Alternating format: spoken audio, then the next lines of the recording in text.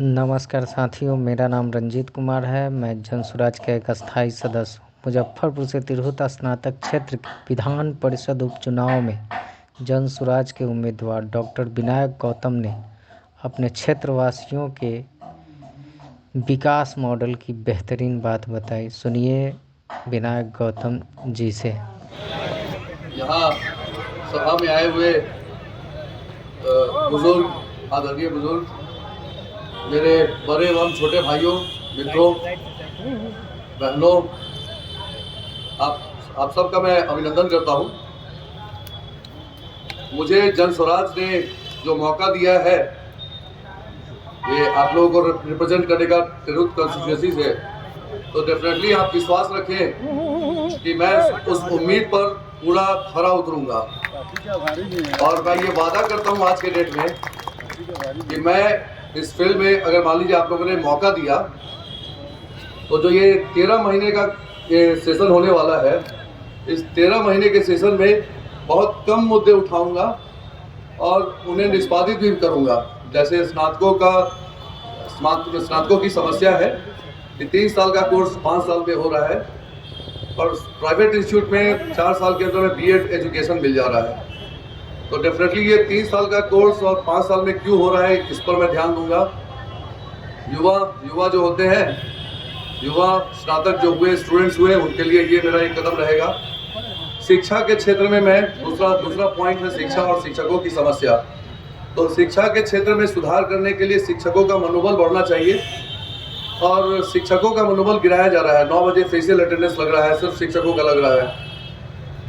देखा जाए तो 3:15 बजे स्कूल का समय खत्म हो रहा है, 4:30 स्कूल में हम लोग को रखा जा रहा है।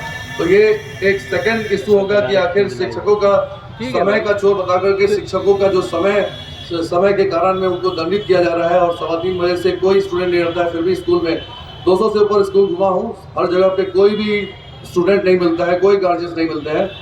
एमएलसी बनने के बाद में वहाँ जाऊँगा, आप पत्रकार महोदय सबके साथ में जाऊँगा, वीडियोग्राफी करवाऊँगा और सारे अभिभावकों से पूछूंगा कि क्यों आप अपने बच्चों को 3:15 बजे के बाद में नहीं रखते हैं, और अगर नहीं रखते हैं तो इन शिक्षकों को 3:15 बजे के बाद में 4:30 बजे तक का जो दंड आज के डेट में मंत्री के जो संतरी है, यानी कि मंत्री के जो भी सचिव है, वो क्यों दे रहे हैं।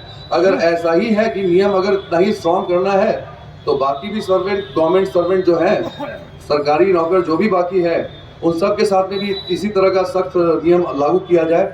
दूसरा चीज़ है कि चिकित्सा, तीसरा पॉइंट है चिकित्सा। तो चिकित्सा के क्षेत्र में भी मैंने एक चीज़ देखा है कि मेडिकल कॉलेजेस या हॉस्पिटल्स में जितने भी डॉक्टर्स होने चाहिए, स्टाफ होने चाहिए, वो नहीं है। यहाँ तक कि मेरे नाना जी स्वर्गीय रघुनाथ पांडे जी के द्वारा जो मेडिकल कॉलेज एसकेएमसीएच खोला गया था, उस मेडिकल कॉलेज का रिकॉग्निशन डी-रिकॉग्नाइज होने वाला है, यानी कि खत्म होने वाला है। और सरकार हॉस्पिटल पे हॉस्पिटल, मेडिकल कॉलेज पे मेडिकल कॉलेज को ले जा रही है। अभी सुपर स्पेशलिटी हॉस्पिटल खुला है, नड्डा जी के द्वारा इनॉग्रेशन हुआ था, उसके अंदर में कोई भी सुविधा नहीं है। सीटी स्कैन 5 साल से सड़ चुका है, एमआरआई एसकेएमसीएच का गायब होकर के और वो यहाँ से निकल चुका, वो लिस्ट में है लेकिन हमारे यहाँ पर दिया नहीं गया। एमआरआई बहुत महंगी मशीन होती है, प्राइवेट में या फिर गवर्नमेंट में एक मरीज को 4,000, 5,000 से 15,000 तक लगता है। सरकार अगर ये मशीनें फ्री नहीं दे पाएगी, 5 लाख का अल्ट्रासाउंड मशीन देती है, गंदी सी गंदी मशीन देती है, तो जो आम मरीज हैं जिनके पास में पैसा नहीं है, वो तो अच्छी मशीन, अच्छी सुविधा नहीं लेंगे तो वो प्राइवेट में जाएंगे। तो आप उसके बाद में कहेंगे डॉक्टर लूट रहा है। डॉक्टर नहीं लूट रहा है, सरकार लूट रही है। सरकार अच्छी मशीनें नहीं दे रही है, डॉक्टर्स को ड्यूटी वहां पर नहीं दिया जा रहा है, होम पोस्टिंग नहीं दिया जा रहा है। होम पोस्टिंग के नाम पर एक अमाउंट फिक्स कर दिया गया है, जिस अमाउंट के अगर देने पर ही मान लीजिए कि एक assistant professor, SR, doctor, professor, हर चीज़ का एक रेट लगा दिया गया है। वो रेट देने पर ही आज के डेट में पोस्टिंग होती है, होम पोस्टिंग। तो होम पोस्टिंग आपको सुपरिटेंडेंट लेवल, प्रिंसिपल लेवल, यहाँ तक कि जितने स्कूल है वहाँ पे प्रिंसिपल लेवल पे होना चाहिए, या फिर डीएम लेवल पर आप कर दीजिए। बहुत सारे शिक्षक हैं जो यहाँ पर रखे हुए हैं। और उसके अलावा एक शिक्षक को 45,000 का जॉब मिलता है। क्या 45,000 के अंदर में आप होम से, अगर किसी का घर है, अगर मान लीजिए गया और उनको आप मुजफ्फरपुर या फिर सीतामढ़ी शिवहर में जॉब देते हैं, तो या तो उन्हें 2 ही चीज़ स्थिति होगी, या तो 2 घंटा 3 घंटा जर्नी करना पड़ेगा बाइक से और 9 बजे सुबह में पहुंचना होगा। वो गामा में 2 शिक्षक अभी मौत हुई है, तो वो जल्दी पहुंचने के कारण में हो रही है। रात में सोएंगे नहीं, 5 बजे निकलेंगे घर से, तब जाकर के 9 बजे पहुंचेंगे। सब कुछ काम संपादित करने के बाद में 9 बजे 5 बजे जगने वाला आदमी फिर 4:30 बजे घर जाएंगे, 8 बजे पहुंचेंगे। हो सकता है अगर दूर से आ रहे हो तो 10 बजे पहुंचेंगे। कहाँ से उनको आप मनोबल आप अच्छा कर पाइएगा? वो अपने बच्चों का नहीं सोच सकते। अपने घर में अगर उनके कोई भी बीमार पड़ते हैं, तो हमारे ही घर में कोई बीमार पड़ते हैं तो रात हम लोग का 12-1-2 बज जाता है इलाज करवाते हुए। वो तो ये भी नहीं कर सकेंगे कि हॉस्पिटल भी अपने गार्जियंस को लेके जा पाएंगे। तो आप शिक्षकों का मनोबल तोड़ रहे हैं सिर्फ अपने गुरूर में। आपका गुरूर ये है और आप कहते हैं कि शिक्षक से अच्छी शिक्षा नहीं देते। आप उनको समय की सीमा कम कीजिए, होम पोस्टिंग करवाइए उनको। सारे शिक्षक और चिकित्सक सबको होम पोस्टिंग दीजिए। आप यहाँ मुजफ्फरपुर में 2000 से ऊपर डॉक्टर्स बैठे हुए हैं। आप जैसा भी आपने पहले पैमाना रखा था उसमें कुछ ना कुछ गलती हो रही है, तो आप पैमाना चेंज कीजिए। जेएनयू और ये दिल्ली यूनिवर्सिटी के जो स्टूडेंट्स हैं, जो कि आज के डेट में IAS IPS का यूपीएससी एग्जामिनेशन क्लियर करिए, प्रिलिमिनरी क्लियर कर लिए है, अगर मेंस क्लियर कर लिए है तो वैसे लोगों को आप डायरेक्ट अपॉइंट कीजिए जो भी मेंस क्लियर कर चुके हैं और वो वाइवा में छट गए, जिस सब्जेक्ट के हो, इतिहास के हो, भूगोल के हो, जिस सब्जेक्ट के हो, उस सब्जेक्ट का उनको शिक्षक बनाइए, प्रोफेसर बनाइए।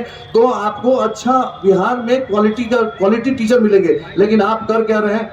आप जात के आधार पर, आरक्षण के आधार पर बिहार को बांट रहे हैं। बिहार को 2 भाग में आपने बांट के रख दिया है, जात के नाम पर बांट दिया है या फिर धर्म के नाम पर बांट दिया है। फलना जाति, फलना पार्टी का, फलना धर्म, फलना पार्टी का।